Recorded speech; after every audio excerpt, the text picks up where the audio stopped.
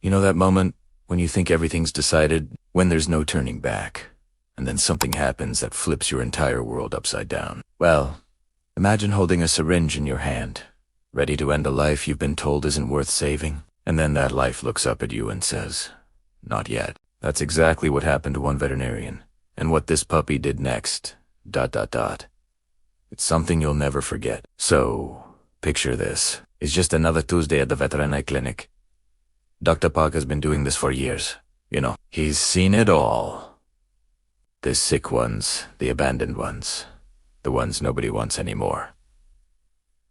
And honestly, he's learned to keep his emotions in check. You have to in this line of work, right? Otherwise, you'd break down every single day. But on this particular Tuesday, he had one more case to handle before calling it a night. A German Shepherd puppy. Paperwork said severe injuries. No owner, no future. The shelter had already made the call. Euthanasia. Humane, they called it. Quick and painless. The puppy's name was Jocks. Just a few months old, barely had a chance to experience life. And here he was, lying on that cold metal table. His little body was wrapped in bandages. One leg completely immobilized. You could see the pain in every shallow breath he took. Dr. Parker had read the file. Found on the side of a highway. His owner had died in the accident that left him like this. Internal bleeding. Multiple fractures. The kind of damage that would cost thousands to fix, and for a shelter puppy with no one to claim him. The math didn't add up. It never does in cases like these. Now, Dr. Parker prepared the injection. He'd done this exact thing probably hundreds of times before. It becomes almost mechanical after a while, you know? You talk softly to the animal. You tell him it won't hurt. You find the vein, and then it's over. Quick. Clean. Merciful, they say. He filled the syringe, approached the table, and positioned the needle. Just another few seconds and it would all be done. Jocks would be at peace. No more pain. No more fear. That's what Dr. Parker told himself as he brought that needle closer. But 10. Something happened that he absolutely did not expect. The puppy lifted his paw, not just a random movement, not a twitch or a spasm. No, this was deliberate. Jocks raised his trembling little paw and placed it directly on the vet's wrist. Right there, stopping the syringe from moving any closer. And the way he did it, it wasn't aggressive. It wasn't panicked. It was gentle, almost like he was trying to communicate something important. Like he was saying, "Wait. Please. Just wait." Dr. Parker froze. Completely froze. The needle was literally inches away from the puppy's leg.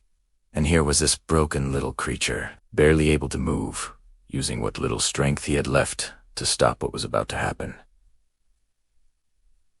Their eyes met, and that's when Dr. Parker saw something that made his chest tighten.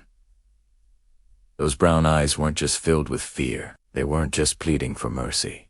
There was something else. There was something deeper. Recognition. Understanding.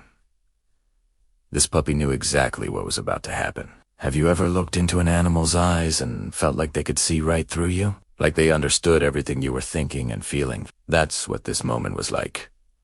Jocks wasn't fighting for himself out of instinct. This wasn't some automatic survival response.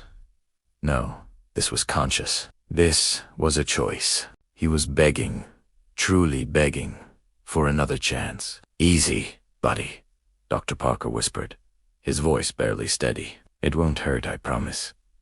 But even as he said those words, they felt hollow. Because how do you promise something like that when you can see the will to live burning so fiercely in those eyes? And then Jocks did something that absolutely shattered whatever composure the vet had left.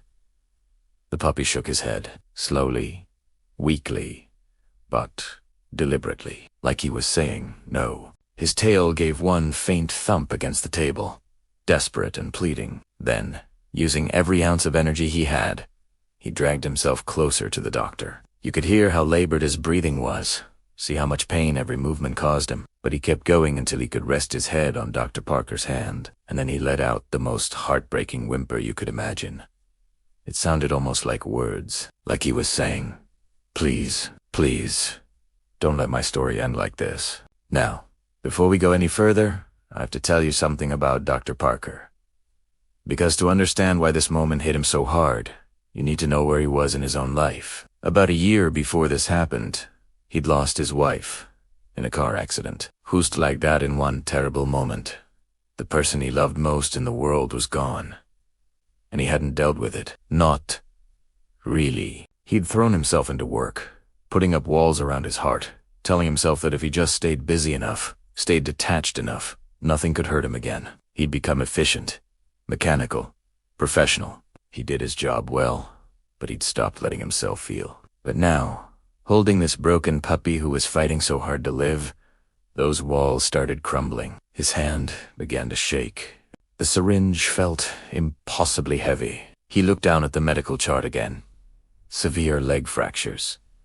Internal bleeding. Found unconscious at the accident scene. The words "no, not optimal" were stamped right there at the top. And below that, in clinical language, the authorization for euthanasia, everything by the book. Everything according to protocol. Except nothing about this felt right. Jocks whimpered again.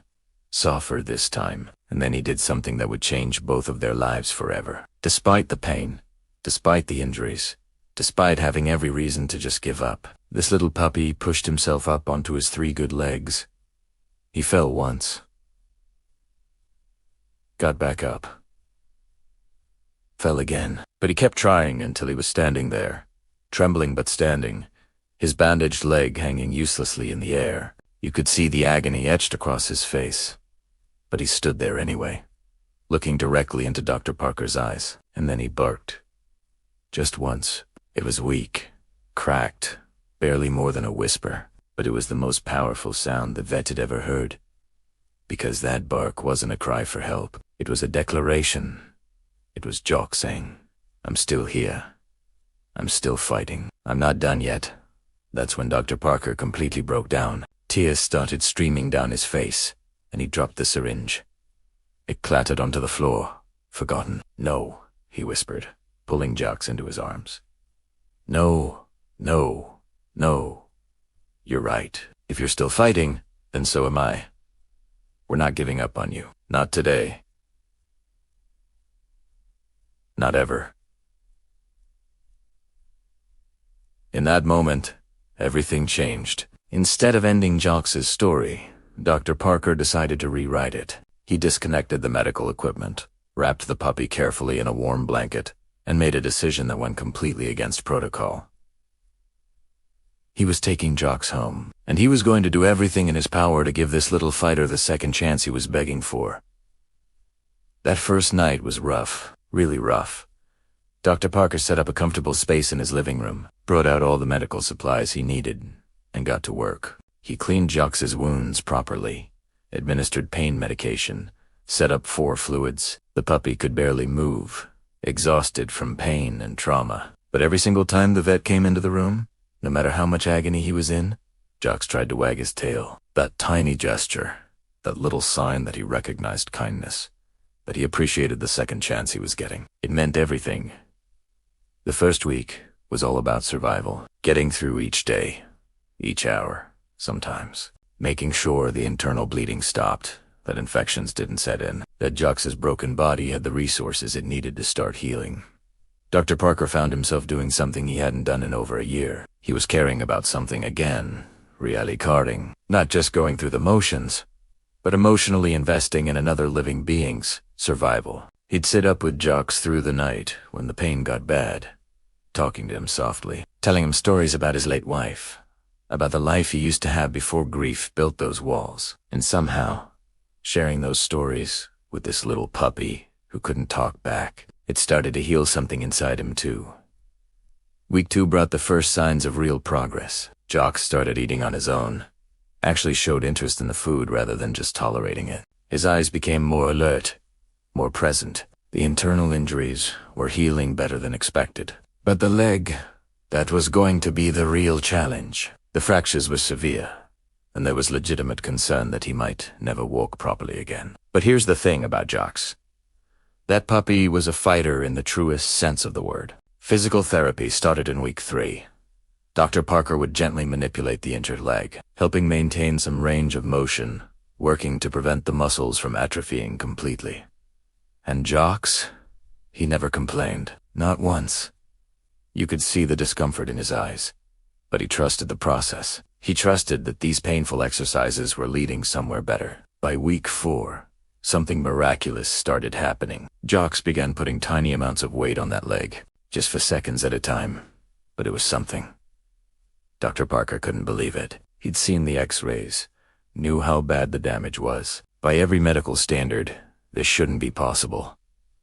But Jocks didn't care about medical standards. He had places to be, a life to live, and a broken leg wasn't going to stop him. The breakthrough came about 8 weeks after that fateful night in the clinic. Dr. Parker was in the backyard, and Jocks was resting on his bed nearby, watching birds flutter around the garden. Then, without any prompting, the puppy stood up, all 4 legs on the ground. He stood there for a moment, testing his weight, adjusting his balance. And then he took a step, then another, then another. They were shaky, unsteady, far from perfect. But he was walking, actually walking. Dr. Parker's vision blurred with tears as he watched. "Come here, Jocks," he called softly. "Come on, buddy, you can do it." And Jocks started moving toward him, gaining confidence with each step. Then suddenly, impossibly, that walk turned into a trot. Not fast, not smooth, but unmistakably a run.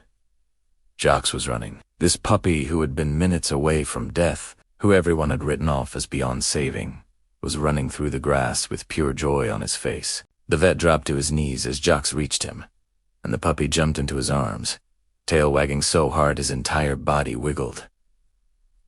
"You did it," Dr. Parker whispered through his tears. "You showed me what real courage looks like. You showed me that giving up is never the answer." Word of Jocks' recovery spread quickly through the veterinary community and the local shelter network. People were amazed. They started asking Dr. Parker about his techniques, about how he'd achieved what seemed impossible. But he'd always shake his head and say, "It wasn't me. It was all him. I just gave him the chance he was begging for." The story inspired something beautiful. People who heard about Jocks started showing up at the shelter, asking about other animals that had been labeled non-adopt. Donations poured in, specifically earmarked for medical treatment of injured animals. The shelter director approached Dr. Parker with an idea. What if they created a special rehabilitation unit? A place dedicated to giving other animals the same second chance Jocks had received. That's how Jocks' second chance was born. A small but well-equipped facility where animals with serious injuries or medical conditions could receive intensive care and rehabilitation instead of immediate euthanasia. Dr. Parker volunteered his time there, and of course Ed Jocks came along, and something incredible happened.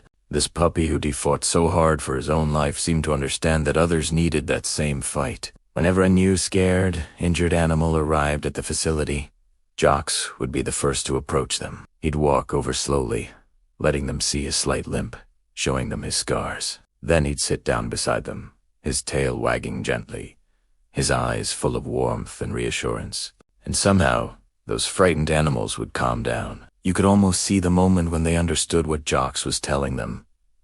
"I know how scary this is. I know you're hurting. I know you think there's no hope, but look at me. I made it through, and you will too."